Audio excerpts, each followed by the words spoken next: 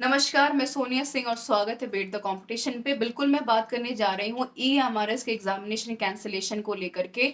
और दूसरा सवाल जो आपने पूछा है कि अब क्या किया जाए और एग्जाम कब तक हो सकता है, तैयारी करें या नहीं करें। मैंने कल भी इसके बारे में बात की थी, लेकिन आज इसके बारे में चर्चा करना इसलिए आवश्यक है क्योंकि इतने सारे मैसेजेस को एक साथ एक एक व्यक्ति को जवाब दे पाना मुश्किल है, इसलिए मुझे लगा कि इसके ऊपर वीडियो बना करके बात करनी आवश्यक है। सबसे पहले मैं बात कर लूँ ईएमआरएस की वैकेंसीज को लेकर के, तो अभी मोटा मोटा अगर देखा जाए तो पूरे 3 महीने का जो समय है वो जा चुका है और 3 महीने में ईएमआरएस की कुल मिलाकर के 10,000 से ज्यादा वैकेंसीज हमारे सामने हैं, टीचिंग की भी और नॉन टीचिंग की भी। 18 अगस्त लास्ट डेट थी फॉर्म भरने की।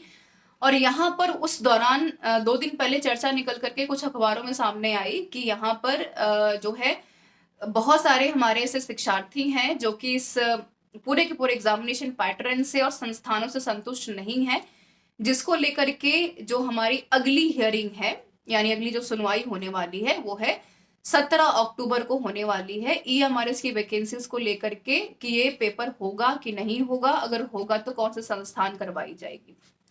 ठीक है, अब यहाँ पर बात कर लेते हैं कि चर्चा का विषय क्या है। देखिए, जब आप इस पूरी खबर को पढ़ते हैं, हालांकि मैंने इस चीज को पहले डिक्लेयर कर दिया है कि वेबसाइट के ऊपर कोई ऑथेंटिकेशन नहीं है, कोई ऑफिशियल नोटिफिकेशन नहीं है। ठीक है, तो पहली सबसे इंपॉर्टेंट चीज है कि आपका परेशान होने की जो सबसे बड़ी समस्या है यहीं पर समाप्त हो जाती है। दूसरी सबसे इंपॉर्टेंट बात, मुद्दा यहाँ पर ये नहीं है कि ईएमआरएस का पेपर होगा कि नहीं होगा, मुद्दा यहाँ पर ये है कि कौन से संस्थान यहाँ पर कैलिबर है पेपर करवाने का और ये किसका हक है पेपर करवाने का। तीसरी सबसे इंपॉर्टेंट बात जो आपकी परेशानी को पूर्ण तरीके से समाप्त कर सकती है वो यहाँ पर है। देखिए, न्याय प्रणाली को जब हम देखते हैं पूरी की पूरी को, तो कोई भी न्याय रातों रात नहीं आ जाता है, कोई यहाँ पर फरमान नहीं जारी होता है कि भाई कल पेपर नहीं होगा। ठीक है, हर एक चीज का एक डेकोरम होता है। सुनवाई करने में और डिसीजन मेकिंग करने में फर्क है, फैसला सुनाने में फर्क होता है ना। तो आप ये इंश्योर नहीं कर सकते और कोई भी इस चीज को पक्का इंश्योर नहीं कर सकता कि पेपर नहीं होगा। ठीक है, जो आपको ध्यान में रखना है। और यहाँ पर जो सबसे इंपॉर्टेंट बात है कि अगर कुछ चीजें अगर ऐसी हो भी जाती कि पेपर नहीं होगा, तो उसका भी बीच का रास्ता निकाला जाएगा। देखिए, सरकारें भी बिल्कुल यहाँ पर आपके भविष्य को लेकर के बिल्कुल पूर्ण तरीके से इस चीज को सहयोग की तरफ से देखती हैं कि कैंडिडेट्स का नुकसान ना हो, है ना। हिंदुस्तान की मोरोवर अगर देखा जाए तो 14% जो आबादी है कैंडिडेट्स की, वो कहीं ना कहीं तैयारी करती है अध्यापक बनने की तरफ।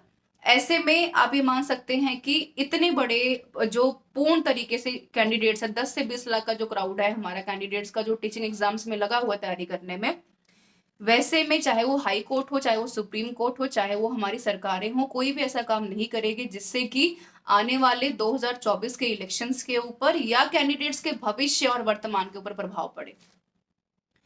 तो ये मैंने क्लियर कर दिया कि परेशानी अपनी त्याग दीजिए, महत्वपूर्ण ये है कि तैयारी के ऊपर ध्यान दीजिए जो कि आपका सिलेक्शन करवाएगी। और रही बात कि पेपर होगा कि नहीं होगा, तो ये किसी को नहीं पता है, ना ऑर्गेनाइजेशन को पता है, ना हाई कोर्ट को पता है, ना यहाँ पर जो लोग बातें कर रहे हैं कि पेपर होगा कि नहीं होगा, ये उनको भी नहीं पता कि पेपर होगा कि नहीं होगा, है ना। तो अभी से जो चीज हुई ही नहीं है उसको लेकर के इतना नेगेटिव इमेज क्रिएट कर लेना ये बिल्कुल सही नहीं है।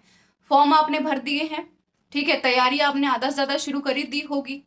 और रही बात पेपर होगा कब, कुल मिलाकर के देखिए, कोई भी जो एक आइडल टाइम होता है ना पेपर करवाने का, जो सवाल बच्चों ने पूछा है कि पेपर होगा अभी तो कब होगा, या इस साल होगा कि नहीं होगा, बिल्कुल पेपर इसी साल होगा। और आप ये मानकर चलिए कि किसी भी पेपर को करवाने का एक आइडल टाइम होता है 3 से 4 महीने का। कल आज में तो भी हमारे फॉर्म खत्म हुए हैं भरने 18 अगस्त को। अगर मैं पूरा पूरा टाइम कैलकुलेट कर लूं 3 महीने का, तो भी जाकर के 18 अक्टूबर से पहले आपकी डेट शीट्स नहीं अनाउंस होने वाली है। 18 अक्टूबर की भी अगर बात कर ली जाए और उसके बाद अगर हियरिंग आ भी जाती है, तो कुल मिलाकर के कोई इसमें दो राय नहीं है कि फैसला तो नहीं आने वाला है फाइनल। उसके बाद भी दीपावली और उसके बाद यहाँ पर छठ जैसे बड़े त्योहारों के बाद जाकर के नवंबर लास्ट में कहीं ना कहीं आपको ईएमआर के एग्जामिनेशन कंडक्ट होते हुए दिखेंगे, पहले यहाँ पर नॉन टीचिंग उसके बाद टीचिंग्स के। तो ये पूरा का पूरा मुद्दा है। अब बच्चों का कहना है कि मोटिवेशन कैसे रखें अपने अंदर, कैसे हम काम करें। देखिए, बिल्कुल ही आपका सवाल पूछना जायज है, जो बच्चों को नाराजगी है उनकी भी नाराजगी जायज है। जिससे कि बिल्कुल मैं यहाँ पर एम्पथी रखती हूँ, मैं सिंपथी नहीं रखूंगी, मैं बिल्कुल एम्पथी रखूंगी, क्योंकि यहाँ पर आपका काम जो है अपने काम से दरकिनार करना नहीं है, अगर ये सवाल मैं भी आपसे पूछूं कि छोड़ देते हम तैयारी करना, हम कुछ और करना शुरू कर देते हैं, तो यदि भाई आपने सपना यही देखा अध्यापक बनने का, तो आप क्या करेंगे आगे? आपके पास कोई अदर वैकेंसी है? अब तैयारी नहीं करेंगे, जो आप आधा अधूरी कर चुके उसको छोड़ देंगे बीच में, इस होप में खुद को परेशान करते रहेंगे कि पेपर करवा लेंगे तो अच्छी बात है, नहीं करवाएंगे तो अच्छी बात है। या फिर कुल मिलाकर के एक आपका लिमिटेड फोकस है कि पेपर तो हमें निकालना है आने वाले टाइम में, ठीक है 1% मैं मानती हूँ, हालांकि उसकी भी गुंजाइश काफी कम है कि पेपर नहीं भी होता है ना? तो आपके सामने क्या अदर वैकेंसीज नहीं है? क्या आपके पास प्राइवेटाइजेशन की वैकेंसीज नहीं है? क्या आपके पास यहाँ पर DSSB की वैकेंसीज नहीं है?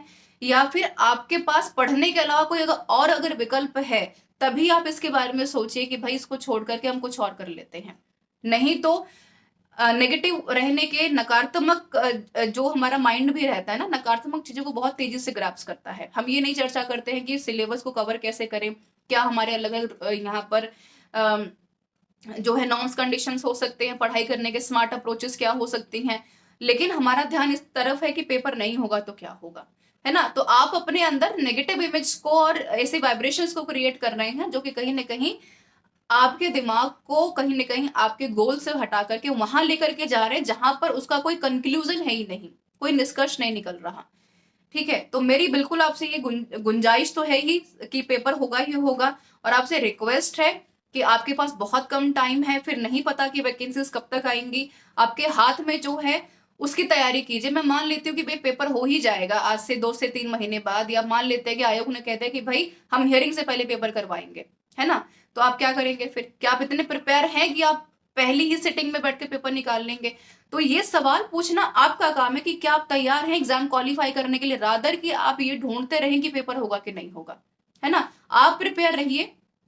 अगर आपके ज्ञान में पूर्ण तरीके से अगर समावेशन है, बेहतर है चीजें, तो कोई भी चीज ऐसी नहीं है जो कि आपको आगे बढ़ने से रोक सकती है। ये वैकेंसी नहीं तो कुछ और सही, लेकिन जब आप खुद ही प्रिपेयर नहीं हैं और आप खुद ना दूसरों को प्रिपेयर करने दे रहे हैं, तो इसमें सबसे बड़ा नुकसान किसका है ना?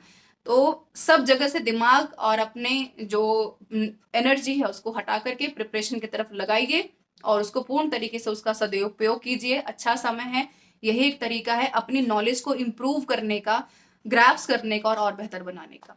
So this is all about this session everyone, all the very best for EMRS exam. मिलते हैं नेक्स्ट सेशन में कुछ मजेदार कंटेंट के साथ, तब तक बने रहिए बीट द कंपटीशन के साथ, पूरी तैयारी के लिए जुड़िए हमारे साथ। Thank you so much for being with me.